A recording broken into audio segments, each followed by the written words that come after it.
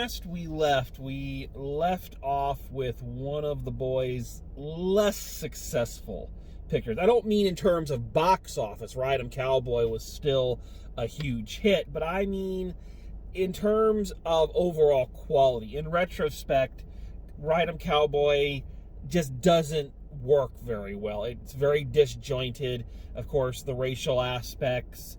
The plot is all over the place. It just doesn't make a lot of sense. So, not one of the boys' lasting films. However, the upside to the rampant schedule that Bud and Lou were keeping at this time is they were just cranking one movie out after another. So if you didn't like one movie, don't worry, you're going to have another one very soon. And what we're going to see is the quality is going to start to swing back up. In fact, we're going to hit a high point here very, very soon. But we need kind of that intermediate picture. We need that one that is in between a film that doesn't work and one that really does. And that's where Pardon My Sarong, in my opinion, kind of falls. It's not a bad picture. It's not as good as some of their other work. It doesn't hold up as well, but it is still an enjoyable film with a lot of great things going for it.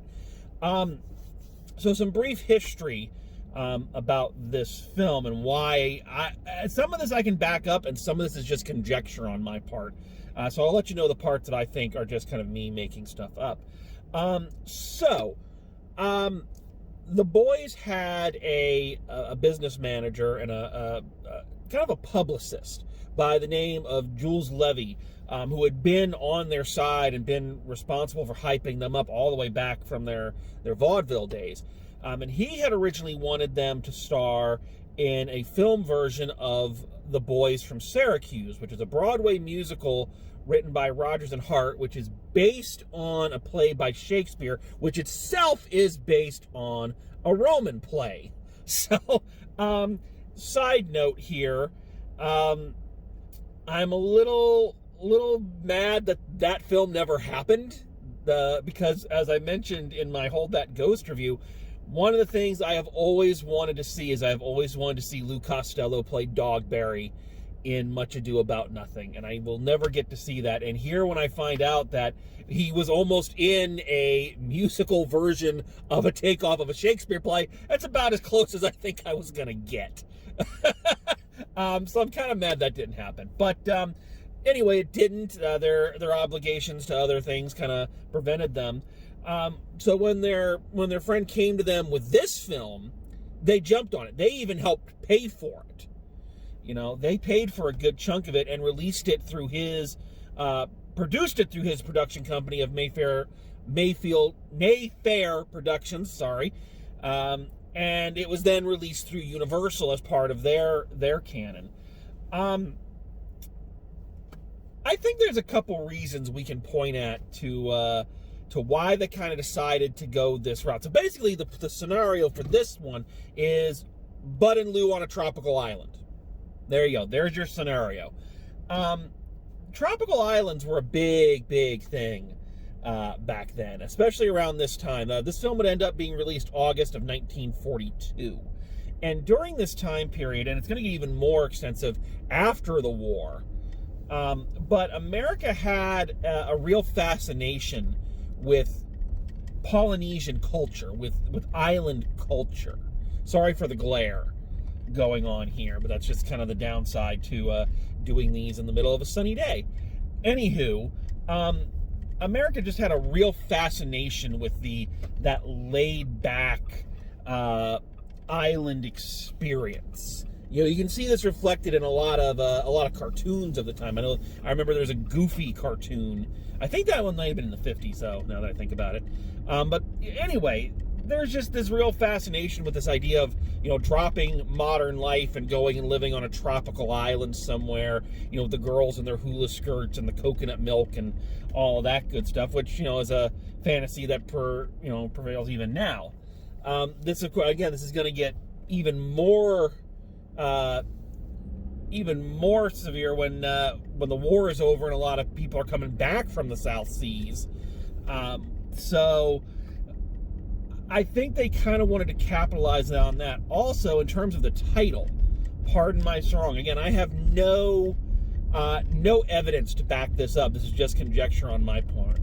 But around this time, Hollywood legend Dorothy Lamour was making a lot of headlines. She was kind of one of the earliest sex symbols, if you want to use that terminology, because she made her debut in 1936 in a film called The Jungle Princess, where she famously wore a designer sarong, and this exploded, and it became so much a part of Dorothy Lamour's Hollywood persona that when she did her road pictures with Bing Crosby and Bob Hope,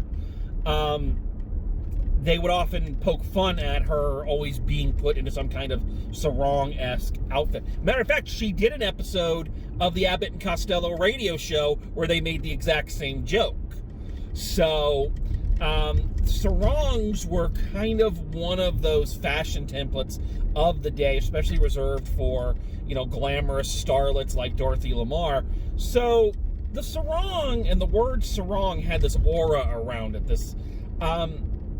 this sexual aura. And for the 1940s, the very buttoned down, sexually repressed 1940s, something that kind of, I hesitate to use the term lurid, but something that's skimpy and something that revealed that much of the female form was, that was a shock to the system. In fact, this film, Pardon My Sarong, this is one of the first films where Bud and Lou had some trouble with some of the censors.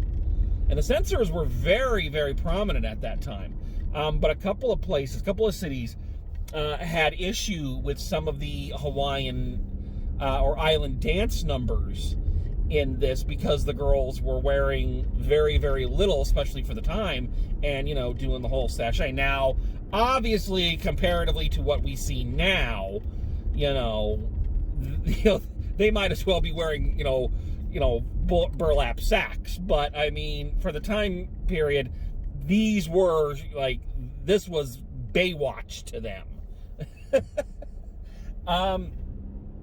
So I think because of the popularity of Dorothy Lamour, the popularity of sarongs, I think that's why they decided to go this route and drop Abbott and Costello in an island surrounding for this picture. Again, sorry about the glare. I believe there's another reason for this, for why they decided to go this route for their next film, but I'm going to cover that towards the end. So, as I mentioned, the basic scenario here is Bud and Lou on a tropical island. That's where we're going. The plot, as always with these things, is a little bit more convoluted. So let's see if we can get through this in a respectable amount of time. So our boy-girl couple for this film are Virginia Bruce and Robert Page. So they're our boy-girl subplot. So Robert Page plays they never quite say what he is. He's some kind of rich playboy, and he's about to engage in a yacht race. Virginia Bruce, her brother is also going to participate in the yacht race, and it turns out that by some sneaky shenanigans, Robert Page stole her brother's crew. She ends up stealing them back, and through wacky circumstances, Bud and Lou end up as the crew on the boat with Robert Page and Virginia Bruce. They get caught in a hurricane, and they're shipwrecked, very Gilligan's Island, and they end up on this island. Of course, they encounter a native tribe. The tribe believes Lou Costello to be some kind of big hero because of some weird prophecy. They encounter some British guy on the island who is there to con the natives and steal their jewels. And so the whole thing ends up with a big chase, of course, with Lou running away from the bad guys who are trying to steal the jewels. It's a very convoluted. I've said it before. I'll say it multiple times. That's kind of the problem you have with films like this when you try to explain the plot, because again, they weren't concerned with flowing narrative. They were concerned with let's get to the next joke. So creating a narrative that flowed naturally and smoothly was not on their radar. I mean, the whole thing starts with Abbott and Costello stealing a bus and having a guy come after them to arrest them because they stole the bus. That's a whole other subplot. So yeah. So let's talk about this picture. Before we get into too much about the details, when you're dealing with a picture like this, when you're dealing with a film that depicts any kind of native people, especially in the 1940s, there's a question we have to answer right off the bat, and that is, how offended should I be? And I don't say that flippantly. It sounds like I'm saying it flippantly, but I don't say that flippantly because, again, this is the 1940s, and our treatment of indigenous people in on any continent is less than stellar. Let's say that. And watching some movies, you can kind of, if you put your blinders on, you can kind of do it was that time, it was that place. You know, it's not good, but I can get over it and enjoy the picture while acknowledging this problematic issue. Other pictures, it's so egregious, you just can't ignore it. Case in point, earlier last year, when lockdown first went into effect and I was reviewing the Maisie films for Forgotten Gems, I talked about the second film in that series, Congo Maisie. And that film has an interesting story. It's got some good characters. It's a good movie, except for the fact Congo Maisie, its treatment of black people is egregious. It is horrific, and it's so hard to watch. You can't just go la la la la la la la, you know, to it. So the question we have here is, how offended are we? And again, this point of view is coming from a heterosexual white male, so clearly my perspective is going to be a little different than everyone else's, so I acknowledge that going right in. I'd say on a scale of 1 to 10, 1 being not offended and 10 being unbelievably offended, how did we ever think that was okay, I'd place this one at about a 3 or 4. They don't have, this sounds terrible, but they don't have African-American actors playing the tribesmen and doing the ooga booga ooga, they don't go that route. The tribe isn't even really projected as any kind of Polynesian, only in that they do hula dances and things like that. I'm pretty sure they had some Polynesian dancers for one of the musical numbers, I think, but I couldn't find any backing of that for the little research I did for this. The tribe feels more like some kind of indigenous white people tribe of this indigenous tribe of jazz singers. They don't seem they basically just seem like a bunch of white people wearing sarongs and going, yeah, hi, here we are. Of course, speaking in the broken English. So I don't think it's as egregious as, say, the way Native Americans were portrayed in Ride 'Em Cowboy. So it obviously it's still a thing where you're like, okay, this is a little questionable.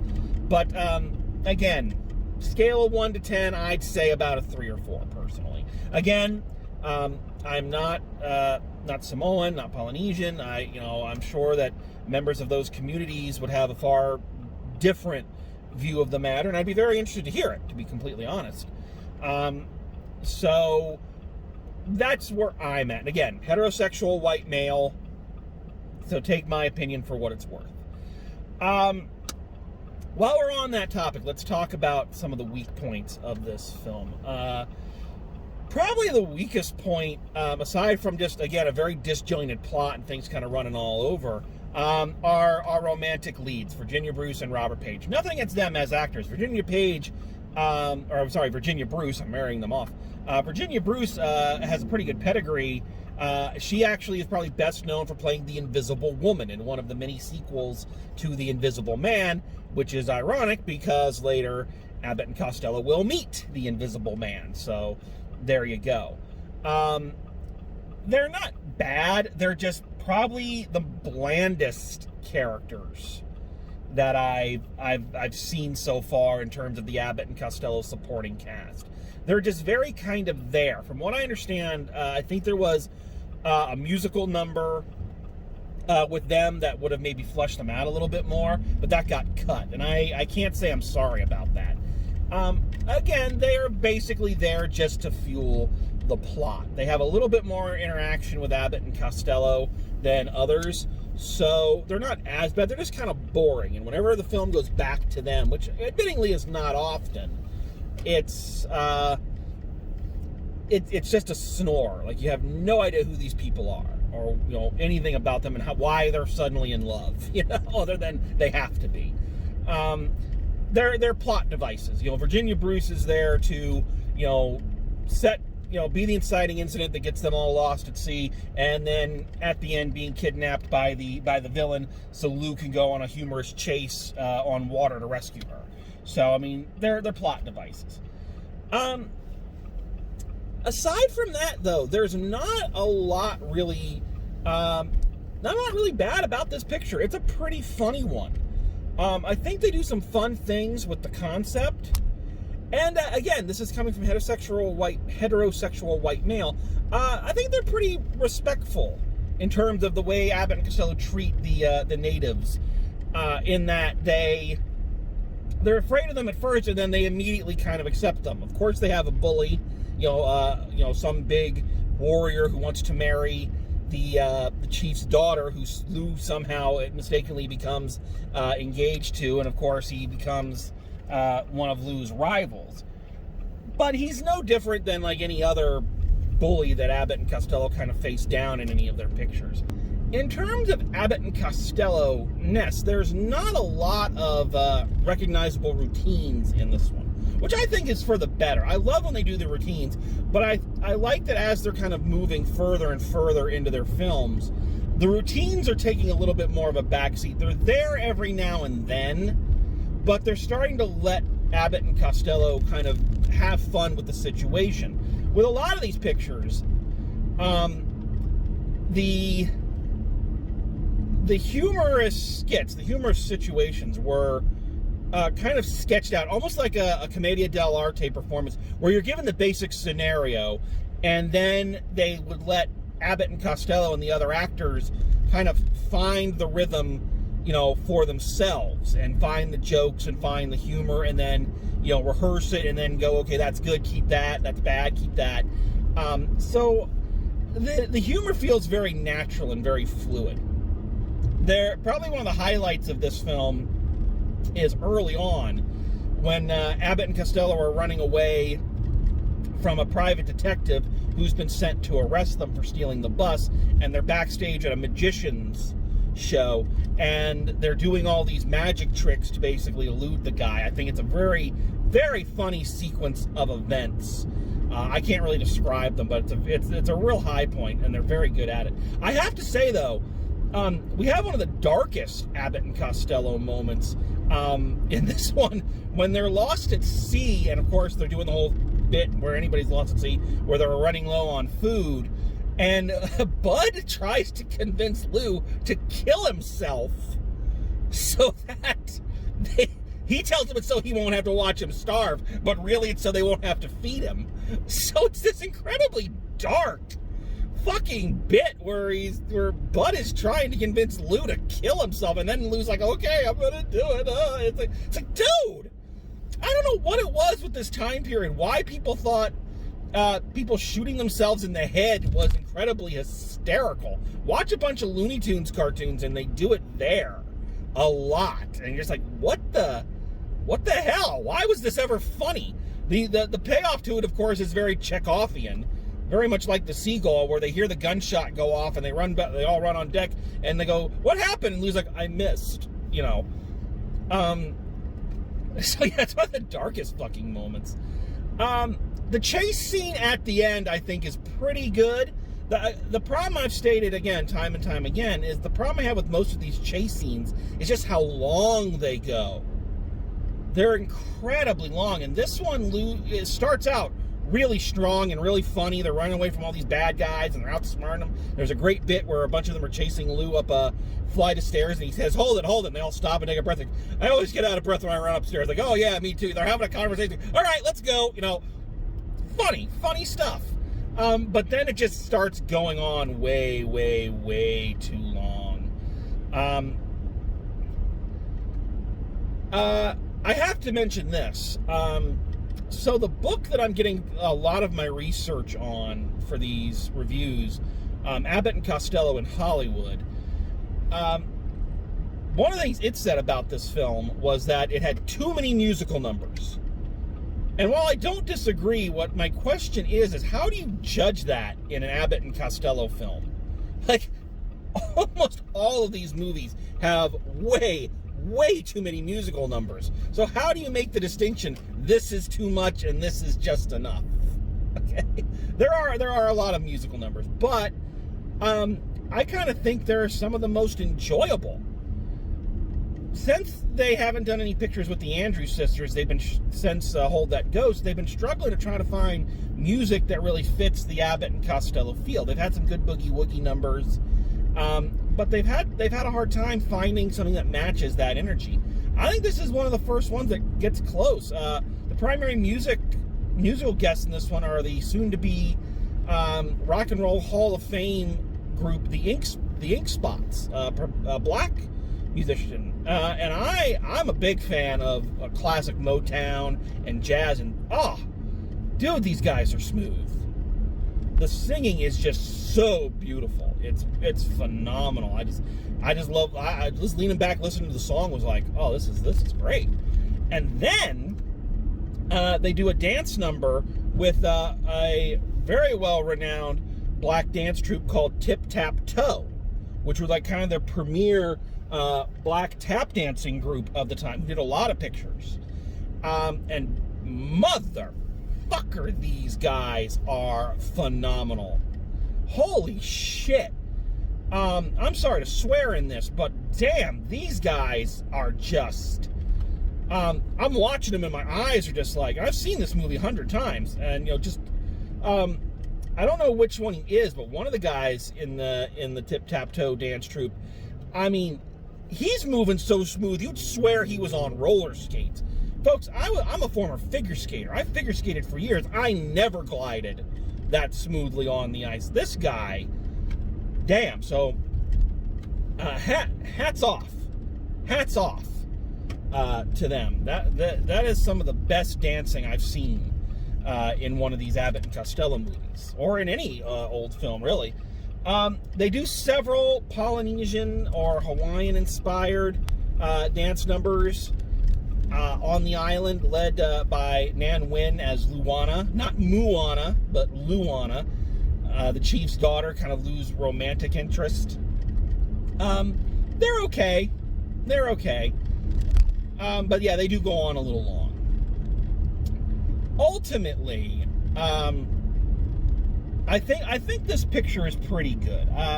It's not one of their best, and again, we're still dealing with the bit of a disjointed plot. Things are, just kind of willy-nilly.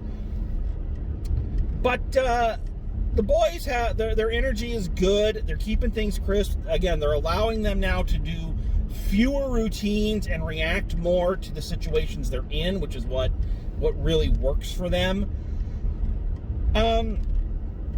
So yeah, I think Pardon My Sarong is a good entry. It's not one of the first ones I go to when I want to watch an Abbott and Costello movie, but it's definitely got its strengths. One last thing before we kind of close this one out, and that is, again, talking about the origin of this film and why I believe they kind of decided to do an island picture with Abbott and Costello. One of the things I mentioned in one of the other reviews, I don't remember which one, is that despite the fact that Abbott and Costello were at the height of their popularity during World War II, it's interesting to note they never made a war picture. They never made a picture where they were directly involved in combat or in the war. It was Rio Rita that I mentioned this. And I just realized that the last film we reviewed was Rio Rita, not Ride 'em Cowboy. So a lot of that stuff I said in the intro is wrong. Anywho, this is their first one back from Universal. So there, I've saved it.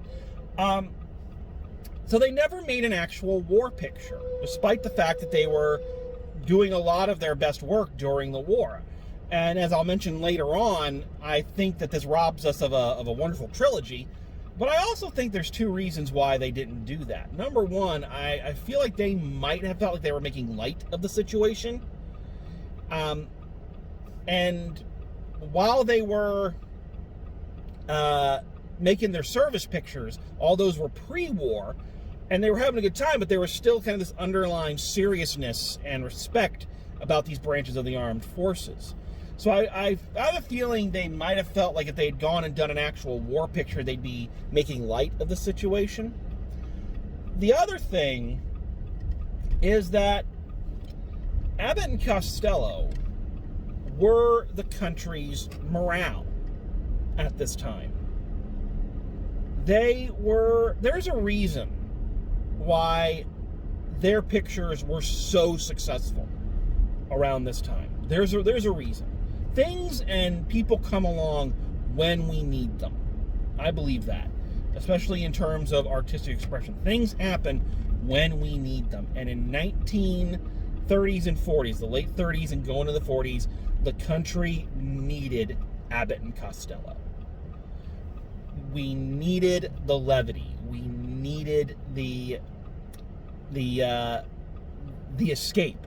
You know, there's a reason why in the 1930s, during the Depression, the biggest hits at the box office were big, extravagant musicals. People wanted to escape. They wanted to get away from the dreariness of their life, and I think that's the same here.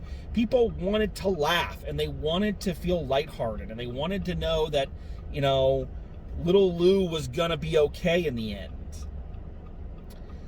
And I think that putting them in an island picture is one of the best ways to do that. Let's get as far away from the reality of our situation as we can right now and, you know, have fun on an island. And again, I can't overstress it, just how important Abbott and Costello were to the country at that time. Why do I bring this up now? Because it's a segue into our little closing point, is that after this film wrapped, Abbott and Costello immediately launched into their first of what would be many, many public appearance tours to raise money for the war. Okay? They immediately, once this film was done, they immediately started touring. And raising money. So they are making their movies, they're doing their radio show, they are doing their part for Uncle Sam, they are really working, and they are making the money. All right, we'll talk about how much they made here in a little bit. But it's important to remember that as we move forward, because that work schedule will eventually catch up with them. But for now, they're riding high. Pardon My Sarong is another success, and they're looking to capitalize on that. And when we next return, we're going to talk about the film that I simply love and I believe is one of their high points. Because we go from an island adventure to asking that age-old question of who done it. And that is what we will discuss next time. So thank you for joining me, and as always, drive safe, and I will see you at the movies.